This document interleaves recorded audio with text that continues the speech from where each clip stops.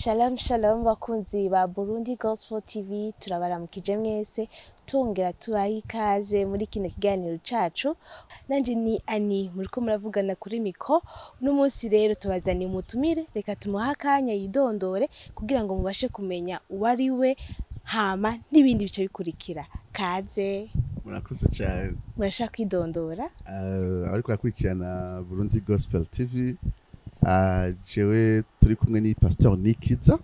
Jean Apôtre, nkaba ndumupastori,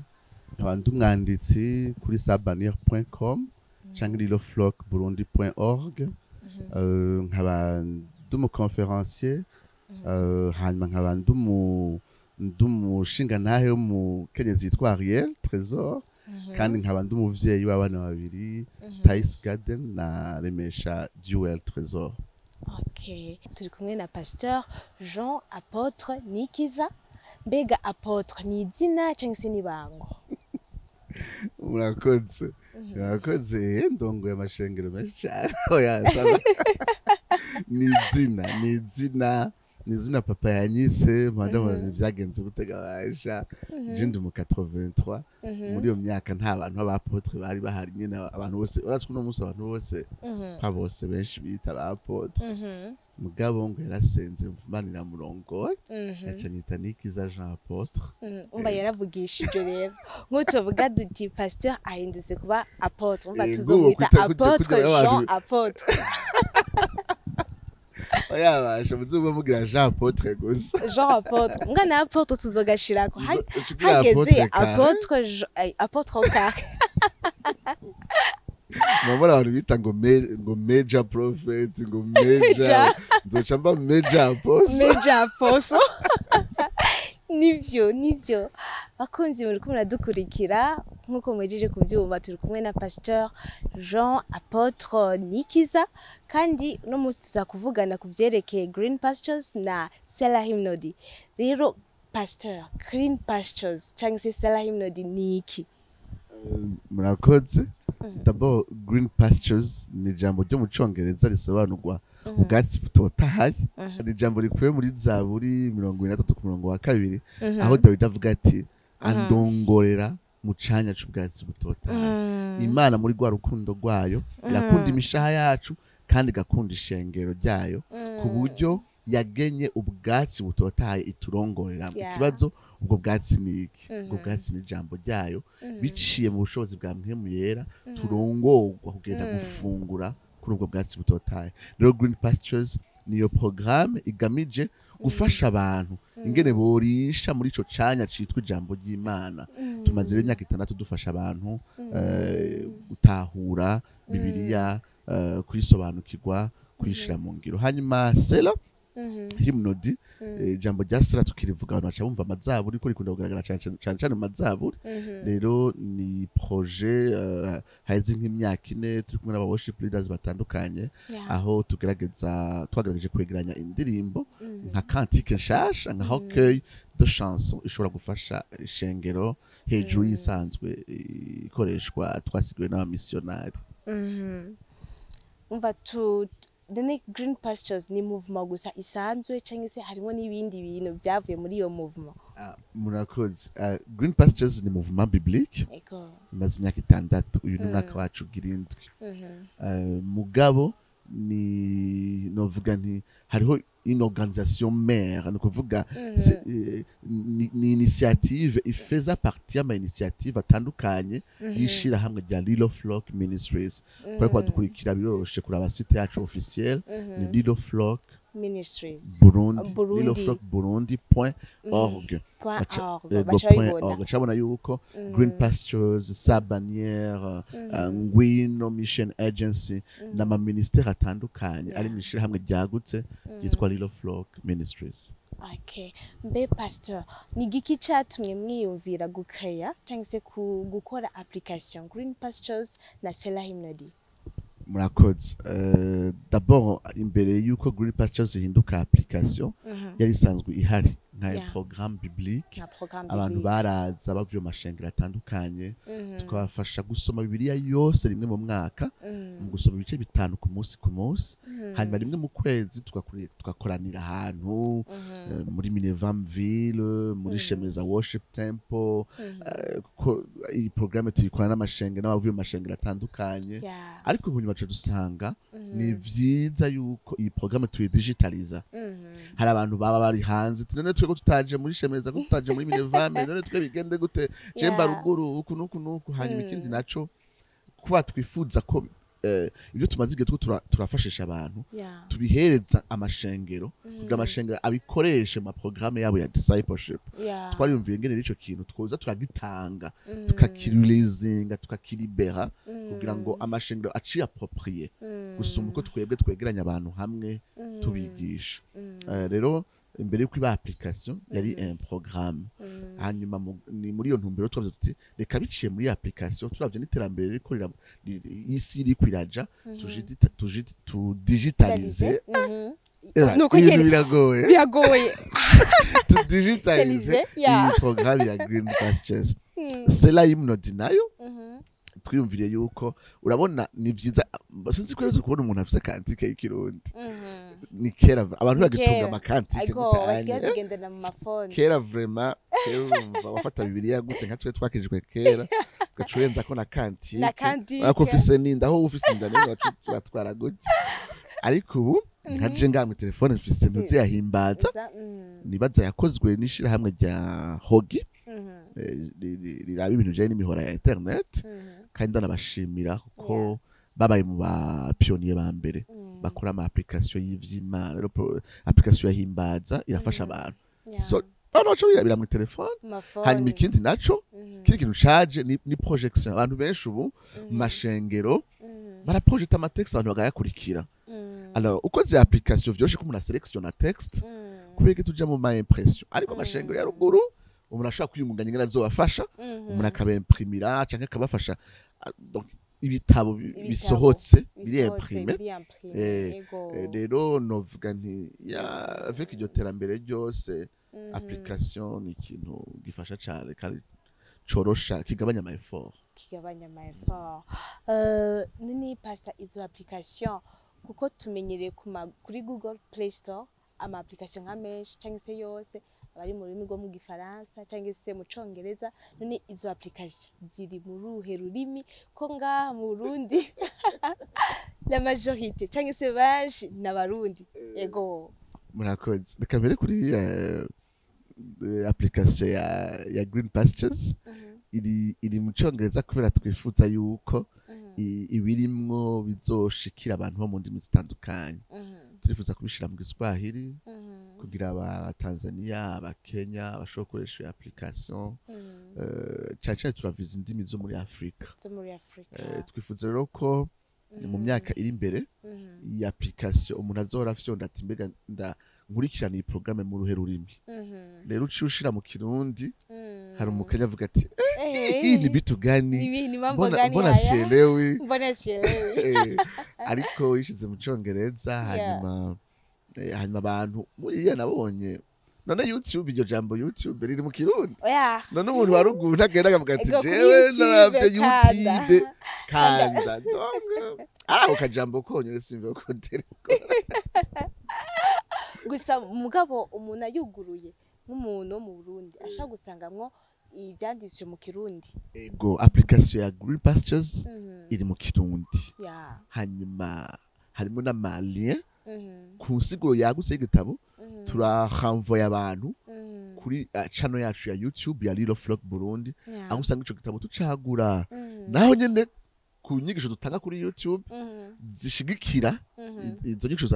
za Green Pastures ziri mu Kirundi hanyuma nagiye abantu reka ndabwira kwege tuvuga ngo kantike abarundi kantike si Kirundi mugabo muzungu arabwira ati iyi ni kantike bacanye gatuko nyene nuko jewe nizira ko abantu barugoza bavuga ngo jewe ngo girine jewe ngo niga ivyiga vya girine ibaza avuga girine nuko nyene navuka nivuka avuka abantu nyene Imana Imana yarabahaye instinct d'adaptation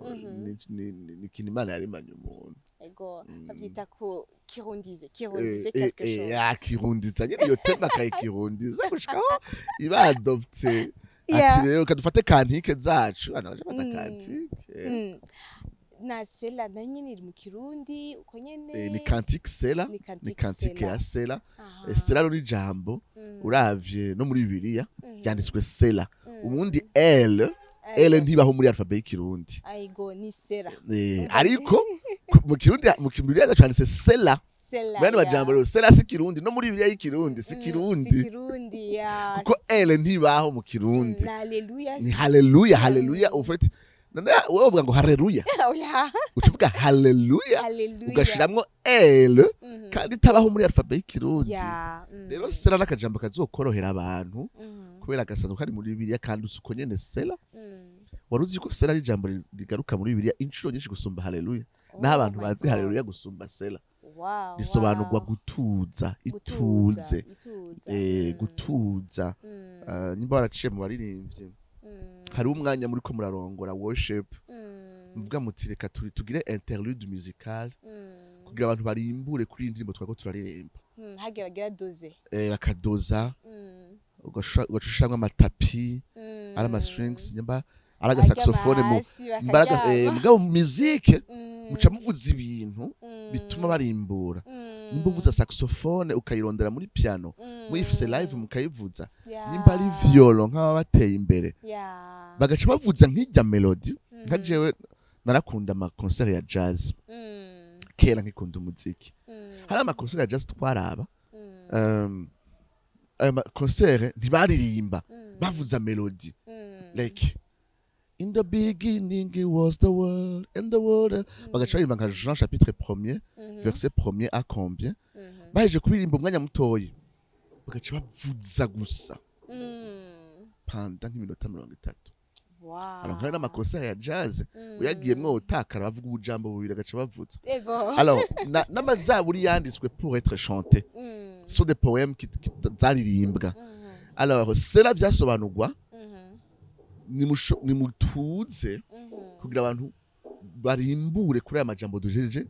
kuririmba alors natwe kantike ya Selah ihari kugira ngo abantu barimbure ku butumwa bwiza barimbure ku ijambo ry'Imana ni indirimbo ubwazo zigamije gufasha abantu kurimbura ku nkuru y'agakiza ibonerwa muri Kristo Yesu amabiciye mu kurimbura bashobore gutazira Imana bayinina haze by'ukuri okay rero duhejeje kumva ko izo application ziri mu rurimi rw'ikirundi mbe zikora gute d'abord application ya Green Pastures ni application web ni kuvuga ngo umuntu ayikoreshe bisaba internet hanyuma hari uburyo butandukanye bwo gukoresha iyi application ushobora guca muri navigateur yawe ya internet nimba ari Chrome nimba ari Internet Explorer cyangwa Google ukandika greenpastures.bi rero uyanditse muri navigateur haza ibintu bisa neza gose haza ibintu vya green urazi ko vya vert ibintu vya vert akakuleo keza turashimisha iramwe rya Egratech byatunganije application tunahimiriza abantu kubashorera n'abahungu bahejeje kaminuza bagiye hamwe kandi bakora ibintu vyiza rero ucubona les lectures z'uwo munsi ati no munsi tuvuge nk'akarero no munsi 27 genda yuguye nga handitse ucushikira kuri introduction tuvuga uri mu gitabo ca Levitique cyangwa uri muri Exode haba hariho video cyangwa audio isobanura ico gitabo kugira ngo agire le contexte global burya ngo utahure 30 uri kurasoma il faut comprendre le contexte global y'ico gitabo voilà incamake y'ico gitabo uhejeje achakurikira les lectures z'uwo munsi muno munsi 27 lecture du jour abarewi gatandatu ushaka kwicuma munsi bachakurikira ngene iyo mirongo wasomye yerekana Kristo n'igikorwa ciwe uko muri ya bibiliya ugambira mbere ntivuga wewe ntivuga jewe ivuga ku mugambi w'agakizubonerwa muri Kristo Yesu ubwicubahiro c'Imana iki cyose uri kurasoma uvuga ati mbega kino kintu gishura gute Kristo uwari we n'igikorwa ciwe muri iyo mirongo cyatse kugida munsi dufata nk'imirongo nk'ibiri tukayirimburako rero uri kurasoma iyo ndimbura canke iyo meditation turagufasha kwiyumvira ku mirongo mikenya ko wasomye 5 chapitre ndushaka kuzigisha ko zose bitanye nk'imirongo nk'ibiri nk'itatu tukaturimbura tukajana uri wenyine rero mu cumba canke wavyutse gusenga ucufata agakarne kawe ugatangura kurimbura buhoro buhoro uhejeje hariho isengesho tukurongora ingene wosenga ati bivaye n'ivyo narimbuye no senga gutya uhejeje wakoze ikintu ciza ucufyonda ahantu handitse ndiko ndasoma kugira tugire Google tracking kugira Google Analytics idufashe kubona n'abantu bangana iki uno munsi batanguye gusoma uko ari usanga uwo munsi wabishize ugasanga abantu babisoma uteza kuraba ari abarundi birabagora gerageza ufyonda ahantu handiko ndasoma ugasanga ntavyo yakoze uhejeje cubona inyandiko twakoresheje hagiye ari je mba ndiko ndakora iyo text ya meditation hano ugasanga nakoresheje igitabo c'undi muntu nderekana iyi meditation yapfuye ari ahantu dukunda kwensista ubivuga ko iki havuye inyandiko zakoreshejwe ni commentaire kandi izo zirafasha gose cyane ego urandika ugacubona n'abandi co babivuzeko mu bisanzwe iyo niyo page d'accueil ariko uravye ahandi ukaja ku ruhande urashobora kubona ati mbega kino gihwano gishigikira gute ukaduha udufaranga kugira ngo dukore ibikorwa neza ibibazo bikunda kubazwa kuri iyi programme ushobora gufyonda rondera hari import kuri koranyumviriza rondera hagushoza kubona amatexte basomye wewe utarashikira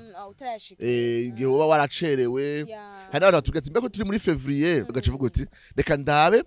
abandi batanguye Green Pastures muri janvier mbega bamaze gusoma iki uci ahantu bita muri rondera ucubona les textes bakoresheje ushatse kwirattrapa sawa mugabo kandi muri rondera bashobora kugenda en avance hari usanga vraiment wewe wifitiye ishaka abantu bati nka mama wanje yarambwiye ngo aho mushitse ngo je naraharenze aseka vyo turatingaye mais elle aime lire la Bible namge ni mama bacanganye bafyonda rero kesha bamubwira ngo aho je ngo narabasize ngo je ngo hano narabasize naho urashobora ku avancer imbere ukaraba les chapitres abandi bakoze et même les explications ego nk'abantu bakeneye gutanga témoignage cyangwa se inahe kungene ubuzima bwabo bumeze bashaka kubyandika mu commentaire hagene bashaka kubyandika mu commentaire mugabo uravye kuri ucugura page d'accueil hariho nimero ushaka kutwandikirako harimo nimero ya jewe na Ariel Trésor ariwe mufasoni wanje turongoranye n'indo shira hamwe bashaka kutwandikira kugira ngo utange témoignage hamizo tubare tuzegeranje dushaka kuri YouTube nk'ama témoignage nubu bashaka kugenda kuraba kuri YouTube documentaire ya Green Pastures bakaraba abantu maze gufashwa nino programme kuva dutanguye nko kumenya mwavuze kare kumenya igitigiri cy'abantu bamaze gusoma rero bifashiki kandi namwe mubimenya gute izo statistiques zifashiki okay murakoze alors statistiques zirafasha kubona l'impact iyo uti yawe alors birafasha kubona tuyu mwaka twafashije autant de personnes gusoma ijambo ry'Imana birashoboza kuti mbega abantu iyuti bariko barayimenyera kuyikoresha uko nk'ubu unye kwazi kiri mu ntango turabishira kuri application tukabishira no kuri page ya Facebook hari abantu rero application igoye ugasanga uwo munsi nta mega menshi afise ugasanga yagize bayita bouquet social yego hamwe mukiri bato niyo mukoresha mutara kudufaranga twishe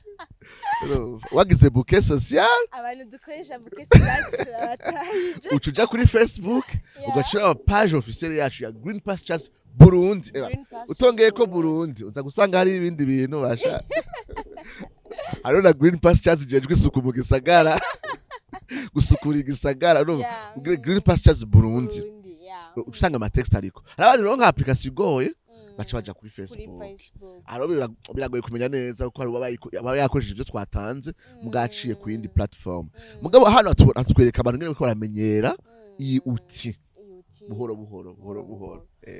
okay hama nibiki Green Pastures yisangije papa y'izindi applications za bibiliya ukambere no kuri mu Kirundi iri mu Kirundi turafise bibiliya mu Kirundi actually turafise application ya bibiliya mu Kirundi ariko ntiyateguwe neza nk'ura ifise ariko nkabona usanga Luisogo yifise canke yicongereza oya je nkoresha bibiliya iri hard copy ari umuntu yavuze ngo umunsi antikristo ngo yongeyemo ibintu mu Bibiliya ari harinye ngo aja ngo abantu bazomenya yuko yanashizemo ibindi bintu kubera waguma message urama Bibiliya ati mbwa bafise hard copy quand même hard copy cyama ari ikintu gikomeye kuri Chrome urondeye nk'umurongo urashaka kuronga gusa urondeye ama version mu Kirundi biragoye aracari ikibazo vraiment nk'abantu badukurikirana bafise amantuze zahogi zande zaegera teke mutanga iyo service mudukorera application za mu Kirundi kuko yose twese gukora ni sans but lucratif nugira ngo dufashe nk'ubu unyiki ikinyarwanda ko kiraduga cyane kuri Google gusumba twebwe Kirundi ivyo biva ku bantu aba high tech bagerageza bakijijwe bavuga bati reka tugerageze tudisponibilize bino bintu vyorohe kurondera niki so bwa mbere nuko Green Pastures ni application ifasha umuntu kwiga bibiliya apana gusoma gusa kwiga bibiliya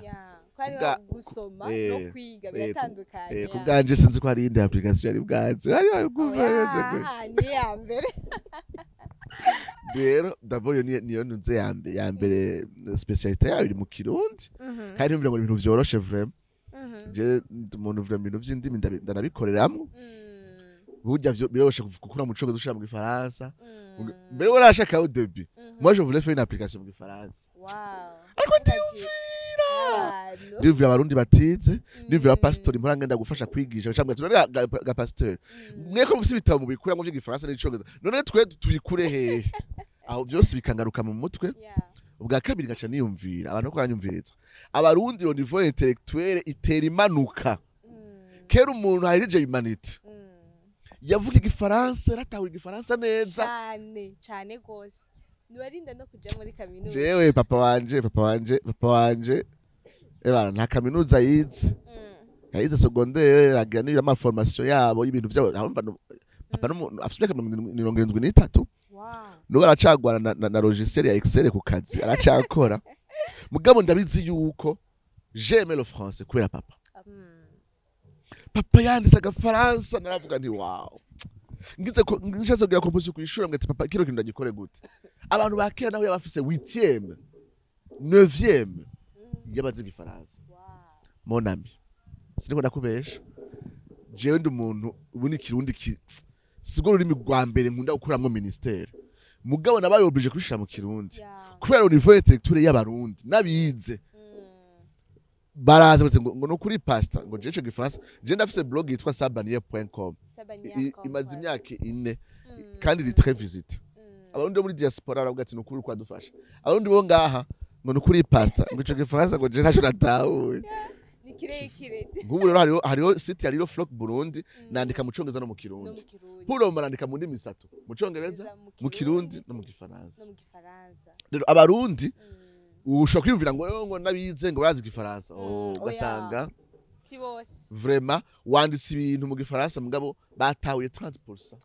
ubu wagize effort alors nafite sikanda bishire mu Kirundi naho bigoye travail ya traduction iki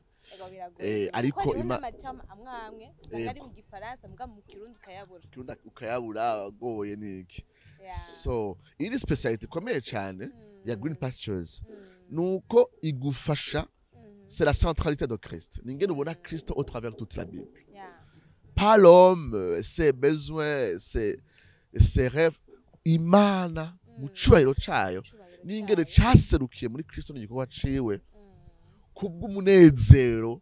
w'abantu b'Imana w'abera. Binjijwe mu isezerano n'amaraso ya Yesu Kristo. Iki ni ikintu gikomeye gose cyane kiguma kigaruka tutoro ya application ya Green Pastures. Iki ni ikintu gikomeye nuko Green Pastures irakwereka ingene ushobora gutahura igitabo cyo muri Bibiliya apara gusa le texte wasomye no contexte global ya Bibiliya bigatuma utahura neza gusumba nkayo n'ama particularité n'ibintu kameme iyo application n'ama force iyo application mba abantu mbega utambaza Selah cyata kwishikia ni byose tuza Okay, kubibazako okay. umva abantu nuko dukurikirana tuko duhejeje kumva ku byerekeye Green Pastures akabiga kari muri iyo application ikintu Green Pastures yisangije papa y'izindi applications za bibiliya ubu rero reka tuvugane ku byerekeye Selah yatubwiye ko ari application y'indirimbo mbega muri Selah harimo indirimbo zingahe ziri mu ruhe rurimi zimeze gute za zindi mbega urukundo sinzi umva dukeneye kumenya kugira ngo tuje kugira download dutelecharge twese hamwe niyasohoka. Okay. Yeah. So nduze application ya Selah d'abord mugira abantu application ya Green Pastures bashaka kuyisanga kuri Google Play Store kuva mu ndwiza ego application ya Selah twarayikoze ariko dukoresheje conference wa pastori kugira ngo badufashe kwitegereza ibyo twakoze baravuga bati ongera mwibi ongera mwizi cyo genda ndimbo z'abarundi twari twashizemwo bavuga bati none mwebwe muratara indirimbo z'abandi bantu bose bukibagira icimana yakorenga muntu urumva Imana ntiravugisha abarundi ati ongeramo nizo muri Afrika none ko kantike ya mbere bari abamisore baduhaye indirimbo zabo ubu naho ongezo muri Afrika turarero turagerageza turagura icegeranyo muco cegeranyo harimo indirimbo ijana cyose ni 250 chansons muga muri izo 250 chansons harimo 150 chansons twakuye mu congereza dusha mu kirundi izindi zisigaye nizo muri Afrika nizo mu Kinyarwanda nizo mu z'abarundi izo mu Giswahili ari izo twakuye muri Okovu nka zingahe turazishiramwo turafata izo ngaha muri sous region turongeramo mbwa iziri mu Giswahili turazitraduiza hari izo twakuye mu Gifaransa turatraduiza Kizulu turakubitamwo voilà. Donc c'est une application il y a 250 chansons. Ego. Nk'umuntu ari abantu bavuga ati bon je nkunda indirimbo ke Apollinaire ivuga mbega notangiki. Bon akaja kuri Selah asha kwironka. Okay. Sasa rero ebana je ndabwire Selah ntabwo ari Wikipedia ntabwo ari Wikisongs. Donc ntushaka kwasanga indirimbo zose. Twe twagize un recueil de chansons aho ziri organisé ku buryo zifasha umuntu nk'umuworship de kwarongora indirimbo hari zitaragura nabi gasanga ariko ukoresheje Selah uratora indirimbo zivuga ku matrubi y'Imana ku musaraba kuri ivyizigiro vyo mu ijuru comme ça song liste yawe uwo munsi ikaba voilà ikabiri équilibré. Alors pour ça twege turatora indirimbo zitandukanye bivanye nayo mateme twifuza yuko yoza araparesa muri song list z'aba worship leaders ariko arongora amashengero. Alors nitwe ushaka gushama indirimbo zose z'abarundi mugabo twatoye nkenge zibivanye nayo mateme. Rero ikiri kintu cya kabiri twisunze gikomeye za ndirimbo vyoroshe yuko abarundi bibagira wala nk'ubu abarundi bose ko aririmba nzinduwe no kugushima nzanye no kurabu abantu bose barayizi muga nkunda kuririmba ndakubaza akaririmbo kavuga ngo izere urakazi kishego rya Pentecote nta urukundo rw'Imana ingenari gitangaza ndirimbo barashaka kuri televiziyo kera kuri RTNB nk'iyo yakopojwe n'abarundi ni indirimbo ikomesha ririmo le message croire en l'évangile izere. Alors qu'est-ce qu'on fait zimwe muri izo ndirimbo tuzozikorera ama covers bikuvuga za ndirimbo vyoroshe ko abarundi bibagira nk'uburaba indirimbo tuvuge zaririmbwe na Apollinaire n'ababazungukazi ON sivyo abantu bashaka ko razibagira kandi zari indirimbo ziryoshe gose cyane niho kera niho twigira ijwi rya kabiri niho twigira ijwi rya kangahe ariko no munsi les gens nyinshi nazo bacibuka.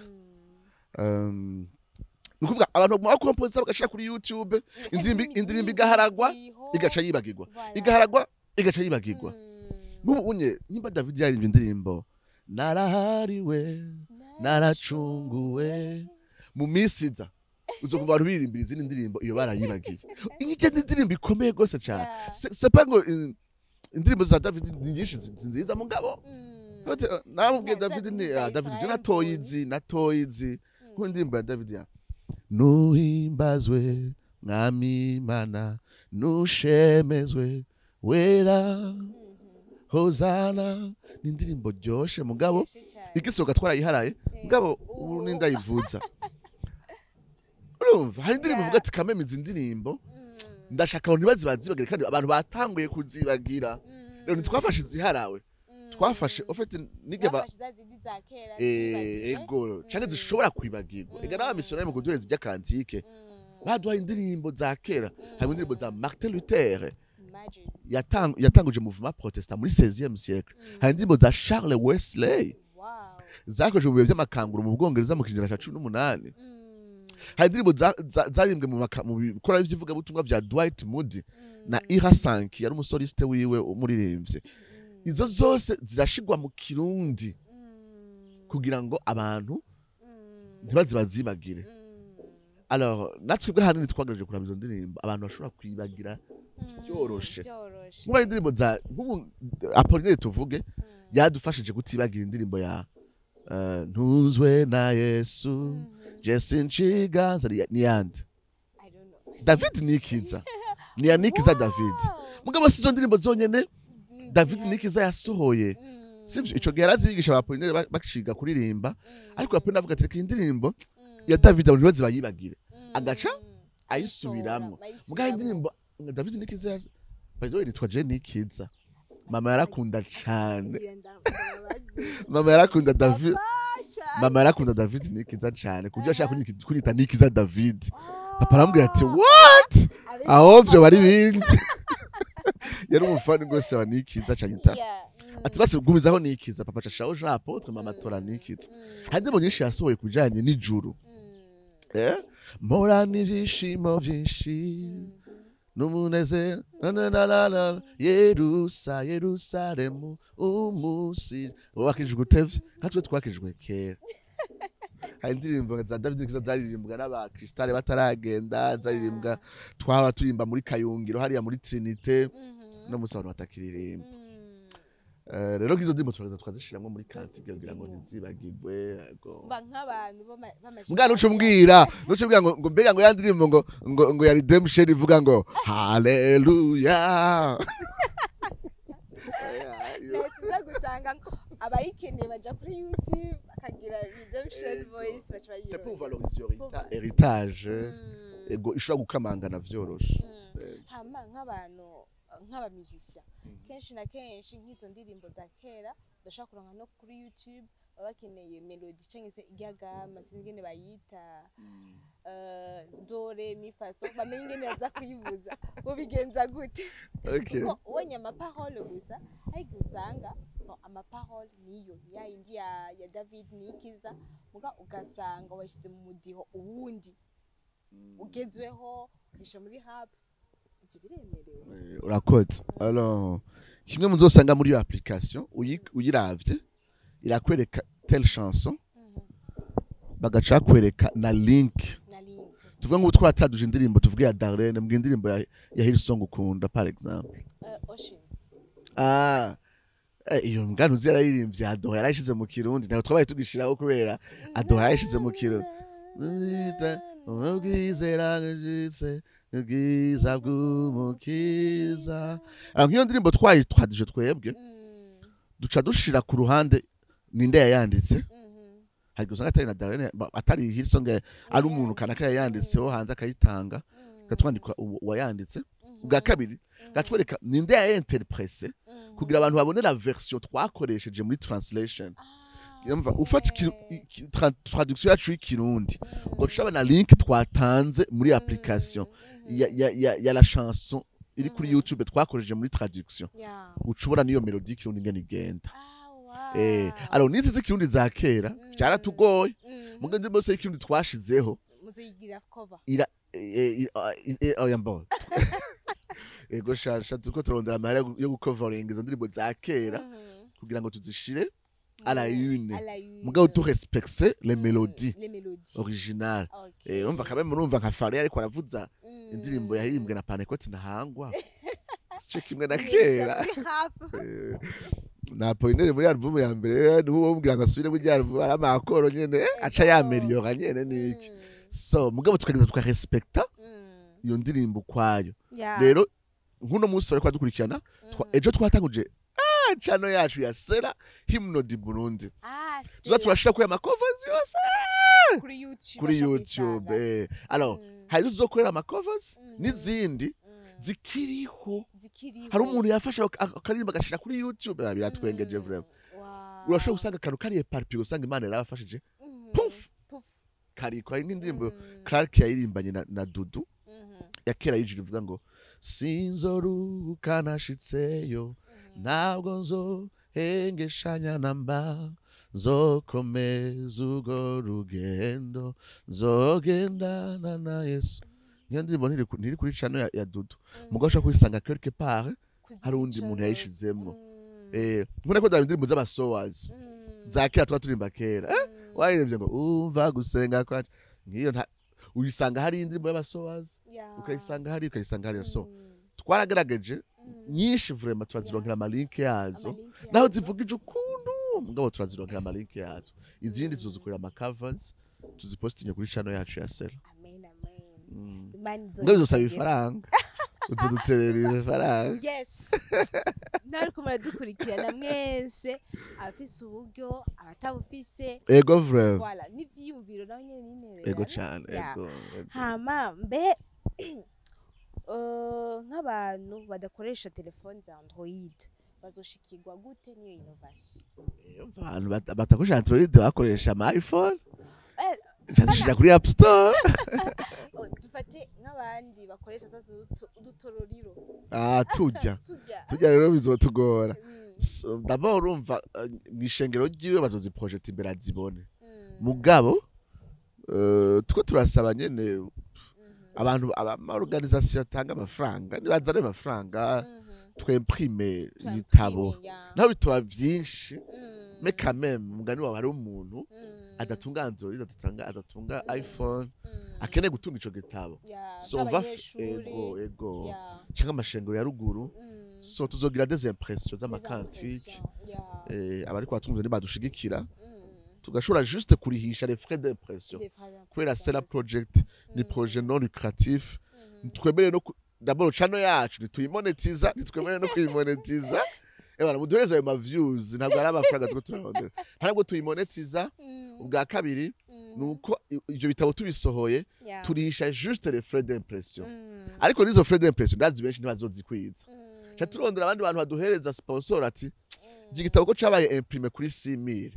umurundi ugira kigure vyoroshe mukimuhe kuri 3000 no yo yindi 3000 irava hehe Gacesa yuko abantu badushigikira kugira ngo bikunde support arakenewe cyane cyane ukabuzanye n'abazungu bashaka kuyaduhura amen tuzoba telefona dukurikirana turabizi cyane none mwavuze ko Green Pastures izosohoka next week oui bien sûr d'abord uwunye wari wese ashaka kwikoresha mu kuca kuri navigateur agira greenpastures.bi bwa kabiri mu ndwiza au plus tard mu ndwiza hari ibintu bikeye batubwiye dukosore tuko turabikosora kandi twari tukeneye turabe n'abarundi turabe feedback d'abord y'abarundi rero azobisanga kuri Play Store nka Green Pastures Selah nayo nyene twari twakoze application ya mbere turayihereza abantu bakenya kugira ngo bayeseye ariko tuko turashimwa ama modification badusujeye yacari mu ngiro ngabo mu kwezi kumwe nayo nizo biri disponible wow mbadufite application zibiri ego vraiment ego uyu mwaka vraiment nuwo guterera gukura kw'ishengero ryo mu Burundi cyane ego hama mwavuze ko kubakeneye izo application woja kuri Chrome ego kuri Chrome cyangwa kuri navigateur yayo yose bakanika greenpastures.bi alors Selah ico ntapresheje nuko Selah izo application udakenera internet ko ari kintu umuntu akoresha kenshi niki tushaka ariko kiba une application simple no kuvuga ukoresha uko nyene uteze gushiramwa ama unité voilà hanyuma nuko izo application zose kuri abandi bigora kuja kuri Play Store ngo babitore babiterecharge tuzorubika aga setup ku ma WhatsApp setup ku ma WhatsApp. kwa ngo twategura conference vuba ya Pastures n'aba worship leaders bose bazozitahana hari ama groupe menshi kubuno kwereka ama groupe y'abasoma green y'abantu barenga 600 nkaho cyaturunye kiyo setup ugaca bayihanahana donc biba vyoroshe setup yironse ufyonda gusa installer ni telefone ego sava ngo amajije kuvyumva ariko badukurikirana turiko turavugana kuvyerekeye application Selah Hymnoody na Green Pastures. Okay. Okay. Ni kimwogenera ariko badukurikirana akajambo muterera voilà kugira ngo nawe nyene bavuga ati akajambo twoterera nuko ibintu byose bisaba discipline ya iyi age yacu abahinga bayise l'âge de l'information ama révolution muri domaine ya les technologies de communication byarateye imbere gose abantu ubu bitabo byose na bibliothèque uyisanga kuri internet hari ama ressources menshi mugabo mu gihe novuga ni iterambere gihanahana nyamakuru byatumye haboneka ibintu byinshi cyane en ligne ntibyatumye umuntu wo mu gihe ca none atera imbere mu bwenge haciye hateye indi ngorane y'ubunebwe ubunebwe hamwe na superficialité abantu bashaka ibintu birebire ariko banyandika ngo apotre ngo article yawe ni ndende ngo dushaka kandi gukangana gutya gatoya abantu babeshejwe n'agastatut kandi abonye umenga agasata gasore kubimenga Imana yizi ibintu byinshi cyane kera umuntu yarasoma igitabo cy'impapuro 300 ngabo abantu ndibagisoma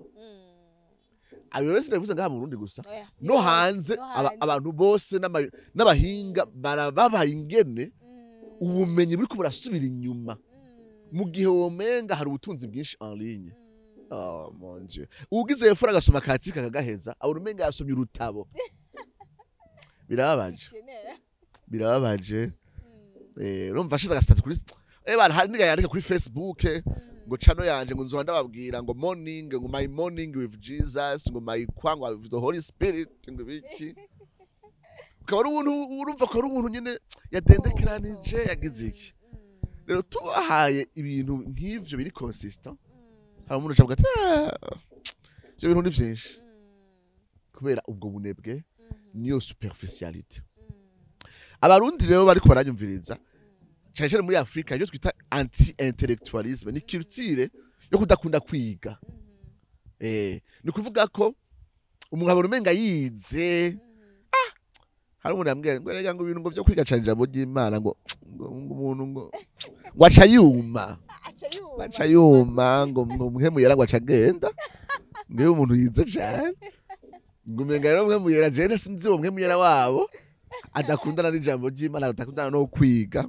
rero nabonye umenga hari ikintu ca culture ya anti-intellectualisme abantu ntibakunda kwiga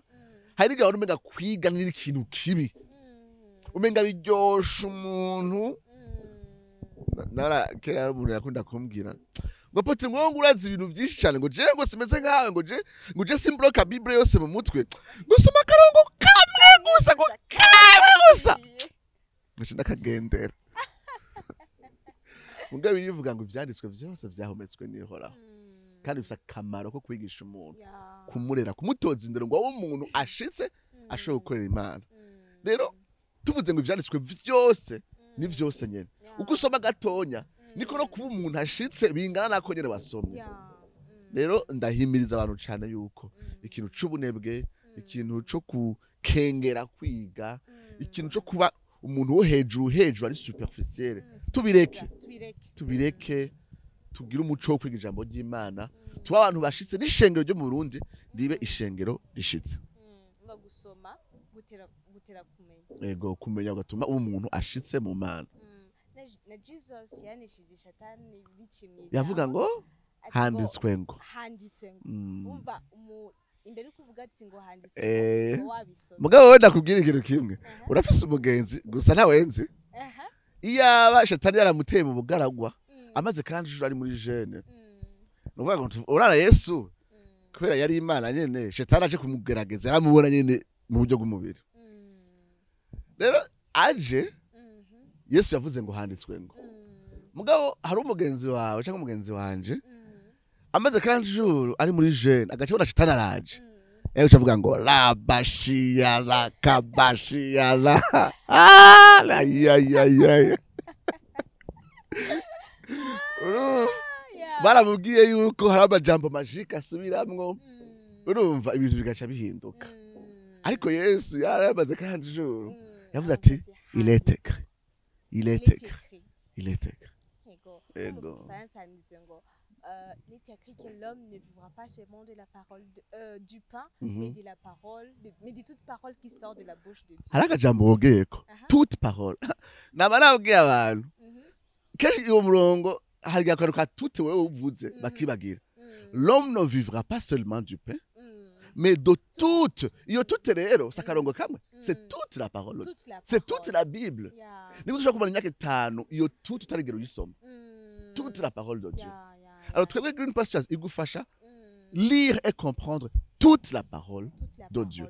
Kugira ngo ushobore kubaho, ushobore kuviva par toute la parole de Dieu. Amen, amen. Pasteur Jean Apôtre, nigiki musaba abarundi intero kuvyerekeye intererano wotanga, kuvyerekeye izo application cyangwa se ico gikorwa c'Imana? Ubwa mbere manze ndabashimire mwebwe mukora muri media, mukora bino bikorwa muriko muradufasha kumenyekanisha bino bikorwa iyi ntirano ikomeye cyane muduhaye. Bwa kabiri igikorwa nk'iki gitera imbere kubera ubumwe bw'amashengero. Iyo kantike tutayikoresha mu mashengero ntiyari kumenyekana. Notera intege amashengero gukoresha bino bikoresho byacu. Uko intumbero yacu ya mbere nuko bifasha. Rero bidakoreshejwe ntaco vyo bimaze. Rero notera intege aba pastori abarongozi b'imigwi y'abaririmbyi amaselule ama small groups donc yaba Green Pastures kubijanye no gukura mu ijambo ry'Imana yabasera kubijanye no kuririmba reka abantu babikoresha twijukire kubikoresha kubera abarundi barafise ukuntu ari ikintu cazanye n'umuntu w'umunyamahanga baragikoresha vyoroshe ariko kizanye n'umurundi kiba fashion none gash cyo banki ba fashion cyo Burundi ngo ni mega spécial nikuvuga abarundi baracara abantu bafise ingabire nyinshi dushobora guterera nkubi yaba ari programme ivuye hanze abantu bari gushaka kuyijukira rero no saba abantu ati nukuri y'abasela nka initiative y'abarundi nshimira aba worship leaders batandukanye na Apotre Apollinaire twakoranye iyi projet ya Selah nukuri n'abantu badufashije cyane kandi byadusabye atwigoro twinshi reka abantu babikoresha. Ikindi kintu cya gatatu nosaba n'abapastori baba ariko barankurikirana gusapotinga bino bikorwa nukuvuga intererano aho mu makonferensi tubatumako mu bikorwa bitandukanye dutegura tuba twifuza kubona utwigoro twabo barongozi muri bino bikorwa hanyuma bakaba tukaronka partenaires les églises partenaires za no ma initiative yuronse les églises zemera kuba les églises partenaires za projet no gushikira mu buryo bw'amafaranga ayo mashenga avuga ati kameme kino kintu cyo kirubaka ishengero twebwe nk'ishengero riko rirakoresha bino bikoresho turemeye uzura duterera ngo kino gitera imbere uburyo bungana gutya rero gukoresha gusa gukonsoma ngabo ntuterere mu buryo bw'amafaranga nahanye si vyiza amashengero agiye hamwe ati nta kino kintu tugikore neza gusumba ngakaro reka ndabeza karero naho dufise application turifuza gusohora igitabo kiri imprimé gishobora gufasha abapastor shobora gukoresha mu ishengero canke abarongozi b'amaserire canke hehe bakigisha umuntu bibiliya yose ku rutonde biragoye gukoresha application muri small group muri serire ariko ari gitabo mwemprimye biroroshe mugiyo projet yo kwemprimya ivyo bitabo vya Green Pastures nka programme imeze nk'umusomyi wa bibiliya bijya tukunda kwita umusomyi wa bibiliya byo ukunda kuri pastori baduha iyo nkunga ikindi kintu ni kubwira rero abarundi muri rusange bafise amafaranga n'amashira hamwe atanga ubwo buryo ibi bintu dukora bisaba uburyo nka Selah turifuza yuko